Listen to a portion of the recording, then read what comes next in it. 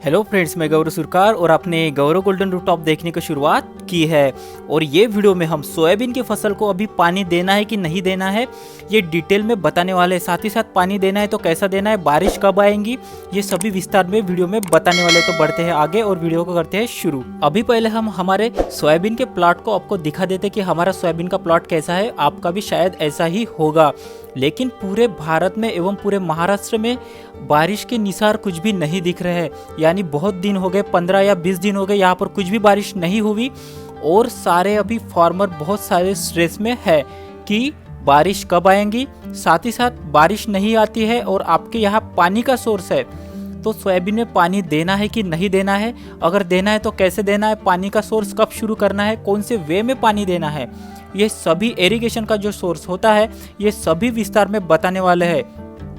साथ ही साथ पानी देने के बाद कौन से रोग आ सकते हैं, अभी फिलहाल कौन से इस पर डिसीज है और इस पर हमें कौन से दवा का छिड़काव करना है, ये पूरे डिटेल में ये वीडियो में बताने वाले। वीडियो होगा लंबा, लेकिन आपको देखना है पूरा।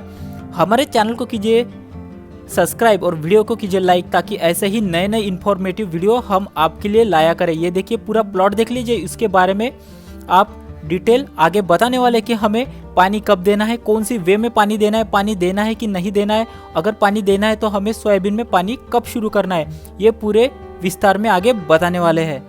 अब हमारी सोयाबीन के फसल को कुछ ही दिन बचे थे, तो यहाँ पर बारिश बिल्कुल बंद हो गई। यहाँ पर बहुत सारी फलियां, लेकिन ये देख लीजिए, अगर हमारे मिट्टी में पानी कम हो जाता है तो देखिए ऐसी क्रैक्स यहाँ पर गिरना शुरू हो जाती है।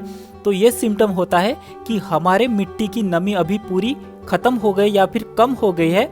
और ये सिचुएशन में सोयाबीन को पानी की जरूरत है या नहीं, ये आगे बताने वाले हैं। तो ये देख लीजिए, अगर आपके मिट्टी की कंडीशन बिल्कुल सेम ऐसे ही आपको दिख रही है, यहाँ पर देखिए कितने क्रैक डेवलप हो चुके हैं, मतलब यहाँ पर सोयाबीन की फसल में फलियां बनना शुरू हो गई और यहाँ पर देख लीजिए कितने क्रैक्स बने हैं। ये क्रैक्स आपको काली की मिट्टी में दिख रहे हैं। जो भुरभुरी मिट्टी है वो तो कब की, यानी वहाँ पर तो पानी की बहुत ही सेंसिटिविटी हो गई होंगी, मतलब वहाँ पर पानी की कमी हो। तो यहाँ पर ये काली की मिट्टी है, यहाँ पर भी कितने यहाँ पर क्रैक्स डेवलप हो चुके हैं। क्रैक्स में क्या होता है कि अगर ये पौधे की रूट एक क्रैक, और यहाँ पे देखिए दो पार्ट में अगर क्रैक को डिवाइड करते हैं तो आधी रूट यहाँ पर होती है और आधी इस साइड चली जाती है। तो क्या होता है, क्रैक से रूट टूट जाती है और अच्छे से पानी का संचरण नहीं होता, मतलब पौधा पानी नहीं ले पाता। क्रैक की वजह से नीचे भी दरारें हो जाती है छोटी छोटी, और उसमें पौधे की रूट सिस्टम डैमेज होती है, तो पौधा अच्छे से पानी नहीं ले पाता, फिर फसल हो जाती है पीली। ये देख लीजिए यहाँ पर कितनी सारी फलियां लगी हुई है, लेकिन यहाँ पर क्रैक्स डेवलप हो चुके हैं। मतलब ये कंडीशन में सोयाबीन की फसल को पानी देना है, और पानी देना है तो कैसे देना है, ये विस्तार में आगे। और जो ये हमारी क्रैक्स वाली कंडीशन है ये पूरे महाराष्ट्र एवं भारत में हो चुकी है, क्योंकि यहाँ पर 15 या 20 दिन हो गए, यहाँ पर पानी बिल्कुल ही नहीं आए, मतलब बारिश यहाँ पर बिल्कुल ही नहीं आई। तो ये कंडीशन में हमें सोयाबीन में पानी का छिड़काव करना है। कैसे करना है आगे बताने वाले हैं। तो पहली बात एक क्लियर कर देते कि ऐसी कंडीशन आपके खेती में आ गई है तो हमें पानी बिल्कुल ही देना है।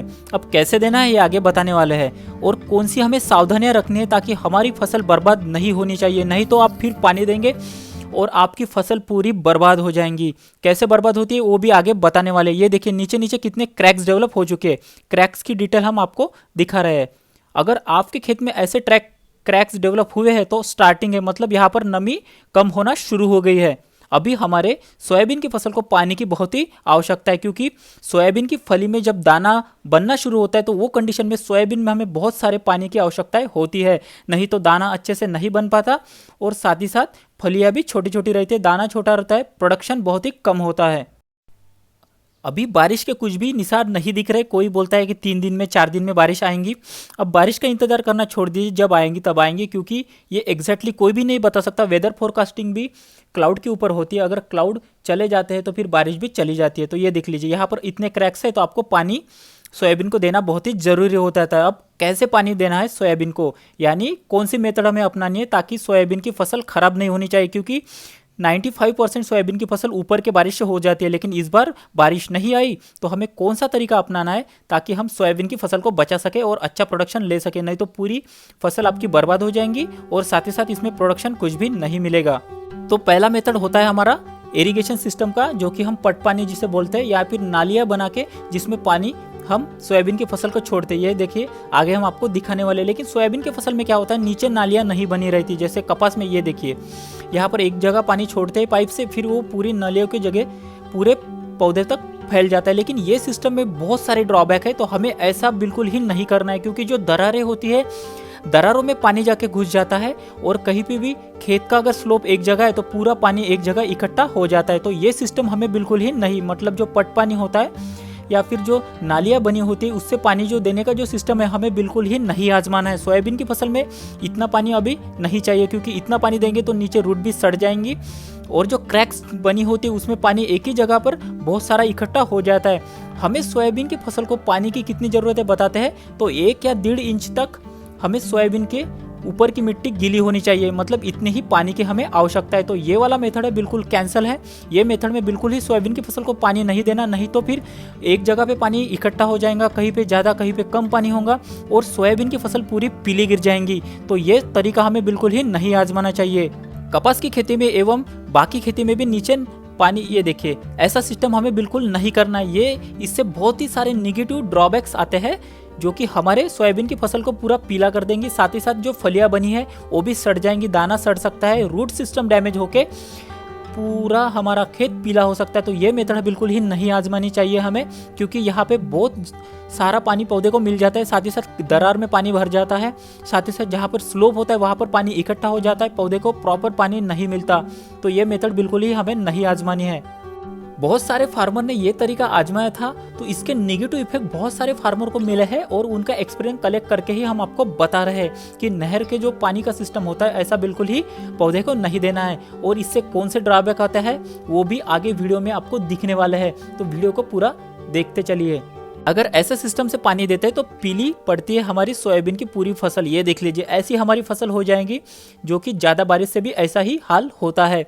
तो पौधे में नीचे फलियां भी बिल्कुल नहीं बनेंगी, फ्लावर पूरे ड्रॉप हो जाएंगे, रूट सिस्टम सड़ जाएगा और इसमें दाना अच्छे से नहीं भरेगा। तो ये सिस्टम हमेशा के लिए हमें कैंसिल करना है, मतलब ऐसे हमें सोयाबीन को पानी नहीं देना। तो फिर कैसे पानी देना है कि हमारे सोयाबीन की फसल बच सके, तो प्रॉपर तरीका बताते हैं सोयाबीन की फसल को पानी देने का, जो कि बहुत ही कारगर साबित होगा और हमारी फलियां बनेगी, साथ ही साथ सोयाबीन को कोई भी डैमेज नहीं होगा। तो हमें एरिगेशन सिस्टम कैसा रखना है, तो स्प्रिंकलर एरिगेशन सिस्टम हमें यूज़ करना है।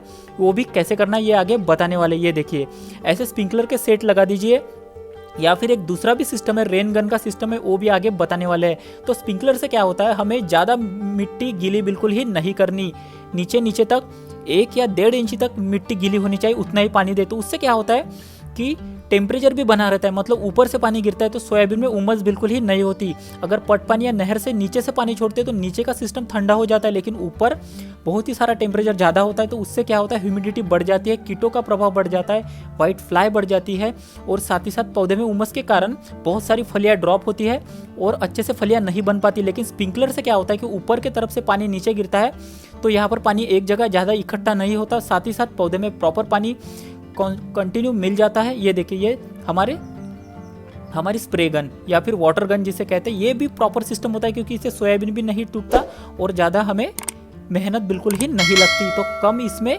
ज़्यादा से हमें प्रोडक्शन इससे मिल सकता है। तो हमें इरिगेशन सिस्टम में स्प्रिंकलर का इस्तेमाल करना है। ड्रिप सिस्टम इसमें कोई भी सोर्स नहीं है, क्योंकि वो बहुत महंगा गिरेगा। ये देखिए स्प्रे गन से अच्छा सा कर सकते हैं, यहाँ पर कम पाइप में बहुत सारे पौधे को हम पानी दे सकते हैं। तो हमें इरिगेशन सिस्टम यहाँ पर स्प्रिंकलर यूज करना है, बाकी दूसरे सिस्टम बिल्कुल ही कैंसिल कर देंगे, क्योंकि उसमें नेगेटिव इफेक्ट बहुत ही पौधे पर गिरेगा। तो ये पौधे से हमें अभी सिंचाई शुरू कर देनी चाहिए, क्योंकि बारिश के निसार कुछ भी नहीं है और ऊपर से अच्छा पानी गिरे तो इसमें इलिया भी बिल्कुल ही नहीं बनेगी। साथ ही साथ नहर के पानी से टेम्परेचर नीचे ज़्यादा बढ़ जाता है, यानी नीचे से ठंडा ऊपर से गर्म, पौधे को नेगेटिव इफेक्ट, पौधा पीला पड़ना शुरू हो जाता है। तो हमें स्प्रिंकलर से पानी देना है, यानी पूरा टेम्परेचर यहाँ पर ठंडा हो जाएगा। पॉसिबली हो तो आप रात को पानी दे सकते हैं, या फिर सुबह के टाइम में धूप में पानी बिल्कुल ही ना दीजिए, क्योंकि वहाँ पर उमस क्रिएट होके फिर पौधा खराब होगा। अब मिलेंगे नेक्स्ट वीडियो में, तब तक के लिए नमस्कार। अपनी सोयाबीन की फसल को बचाइए।